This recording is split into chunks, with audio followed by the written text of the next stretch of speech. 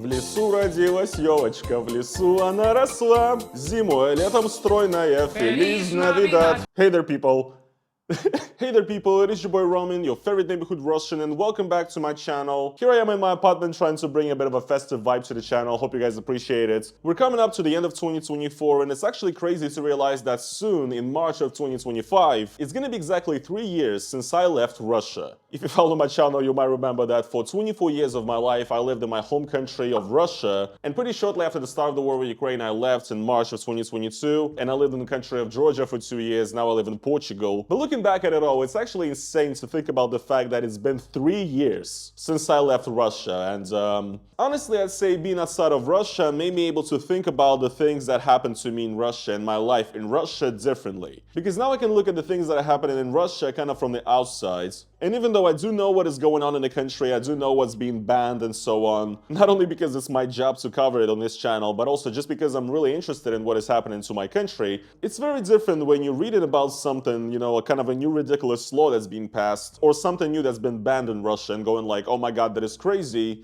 That is different to actually being in Russia and actually having to deal with this new law and abide by it, or, you know, risk jail, or actually experiencing, you know, the ban on social media or whatever. And so having been outside of Russia for 3 years now, I feel like right now I have a better understanding of what I was really running away from when I was leaving Russia, you know what I mean? And I'm not trying to say the obvious stuff like free speech or political persecution, right? I tried to look deeper into why I really left Russia, and in this video, I'd like to kind of reminisce about it and tell you guys why I really left Russia and what is the real reason why I left Russia. And the first reason is something that has deeply affected my life for a long time now. It is paranoia. And here's the thing, guys. I mean, you do know what I do on this channel, right? I talk about Russia, I talk about current events. I don't really like what Russia is doing. I do not like where Russia is going as a country. I wish Russia was a more open, free, and friendly country, right? That's my dream. But however, some of you guys may know that Russia is not exactly the country with the most free speech in the world. And in Russia, you can go to jail pretty easily for things that you would never go to jail for in like a Western country. Like criticizing the president and so on, right? Or the infamous law about discrediting the armed forces of Russia that people get jailed for up to, you know, 15 years in prison. And the thing is, Russia has already kind of had this kind of oppressive aura and atmosphere in the society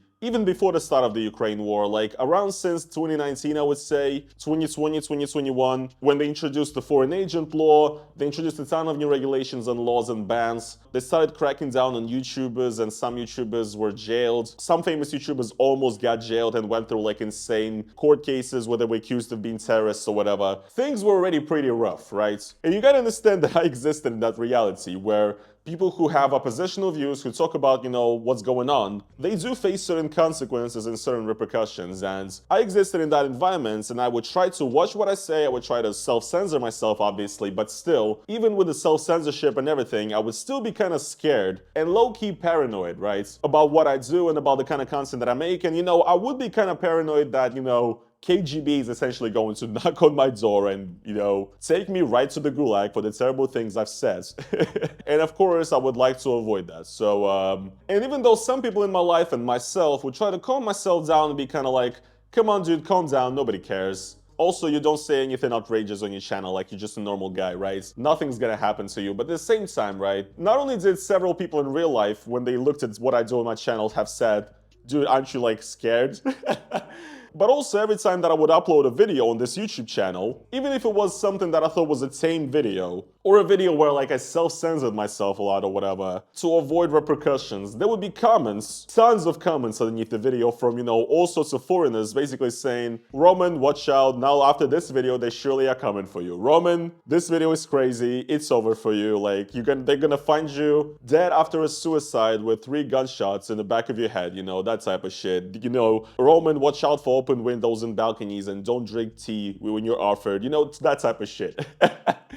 And it's really funny for Westerners and foreigners, I get it, like to make gulag jokes or whatever, but when you really are kind of living in that gulag atmosphere, when that stuff really does happen, in not as a ridiculous of a way that, you know, Westerners describe it in the comments, that actually still kind of feeds your paranoia, and you're like, shit, I thought this video was okay, and now I have all these comments saying that I'm gonna get killed for it. maybe I should just take it down, like maybe I went too far or whatever. Those are the thoughts that happen in your brain when you live in that society, in that kind of environment. And also, right after the war started, I mean, things immediately got just so much worse. The laws and the freedom of speech, everything just got way, way worse immediately. And again, I only left in the middle of March, so I was still in Russia for a few weeks after the war started, and I'm not gonna lie, those few weeks kind of felt like pretty scary, because I did speak out against the war in my videos, and it was just a terrifying time to be there. So as soon as I've kind of left there, the further I am from Russia, that feeling of paranoia kind of, just disappears, because now you know that, you're essentially just physically, geographically, very, very far away. And like, I do think that I'm just a YouTuber once again, and like, nobody cares about me. I'm just a chill guy, right? But still, even, thinking that and convincing myself that, I would still rather be here in Portugal or, in any other country that is not Russia as opposed to Russia right now. Especially with the current atmosphere there and the current laws that I have even gotten worse since 2022, right? So it's ridiculous. That paranoia is definitely something that I like not having and something that I do not miss. And it's definitely something that makes your life a tad bit easier. There are disadvantages to immigration, of course. There's new fears and new stuff you have, but that paranoia of being sent to a gulag in Siberia or whatever, that is gone. So it feels pretty nice, honestly. And that is one of the main reasons I feel like why I left Russia. And now I want to get to the second reason, or second and third, I don't know, I want to combine them. Like I said, it's very different when you're looking at the things that are happening in Russia, things that are getting banned or whatever, new laws that are being introduced. When you're outside of Russia, just kind of looking at it and being like, oh my god, this is insane, I can't believe it. It is different compared to being actually in Russia and having to live under those new laws, under that new reality, right? Under that new set of rules, the new norm in a society, right? And that new norm constantly changes, especially right now, because Russia is, essentially accelerationist as hell. Things are changing very rapidly and very fast. What was okay 3 years ago is not okay today. This is, for example, why that naked party that was thrown by a bunch of Russian influencers became such an infamous event and got, so much hate from the government, is because, again, Russia is like a base traditional country now, and that stuff is not allowed. But it was allowed and normal like 4 years ago. Nobody would care about this 4 years ago, okay? Here's another reason that I think why I prefer to be outside of Russia right now, is because life in Russia, it's almost like being a boiling frog. You know what I mean? You know that metaphor? Essentially, you're being boiled slowly, you're being cooked. You're getting cooked slowly but surely, and you don't even realize it until you're cooked. You're living in a society where things are constantly getting worse and worse, and it's just happening little by little, little by little, little by little. And it seems like life hasn't changed after, these new changes are implemented, but little by little over the years, especially when this little by little happens constantly, right? You look back and you're in a completely different country. And that is exactly what is, for example, I think happened in my early adulthood or my teenage years. I am an early adult right now, I guess you could say. I don't know, I'm 26, about to be 27. Is that middle-aged? I really hope not, okay? Young adult, right? That's what I am, I guess. Anyway, for example, I would say before like 2013, 2012, or even before 2014, I'd say the Russian internet was like super free. There was no moderation or anything. The government didn't care about the internet. Like, I don't think we really heard of any cases of anybody getting a criminal case against them for something they posted on the internet. Like, that would be something outrageous to consider back in like 2011, 2012, right? I mean, no, that probably already happened, but if it did happen, it happened very, very rarely, okay? And then slowly but surely, essentially pretty much after Vladimir Putin came into power again, and especially after Crimea was annexed and, Russia changed its rhetoric, it started becoming way, way more restrictive online. And even though Vladimir Putin would say that, no, you can say whatever you want online, nothing will happen to you, slowly but surely that started becoming less and less true. They started introducing new and new laws. They introduced a law, for example, about religion, like insulting the feelings of religious people, whatever, that's like a felony, so you can't essentially make fun of religion or whatever, right? They introduced a law, Paket Yarovoy, which meant that now everybody's conversations online and stuff will be monitored and so on. Then they introduced the LGBT propaganda ban for people under 18 or whatever, for kids. Now it's fully banned. They introduced a law that like bans insulting people in power, literally, and so on and so on and so on, little by little, brick by brick, right? Over a couple of years, basically from like 2014 until 2020, what happened is that suddenly the entirety of the Russian internet became super like watched over. everybody, just started becoming afraid of saying anything. People started becoming afraid of, commenting stuff or liking stuff a lot of the times. And now there is way more self-censorship, And overall, not just online, but the entire, sort of set of rules of life in Russia, what can be said and what can't be said. The cultural landscape of what is allowed and is not allowed has changed completely from 2015 to 2020. Just 5 years, little by little, but you look back, it's a completely different country. And the thing is, right, when you live in Russia, when you're experiencing this stuff day by day, once again, you live in your life day by day, you don't really see it, or you almost do not want to see it. You almost want to ignore it because you know things are going the wrong way. And I've known,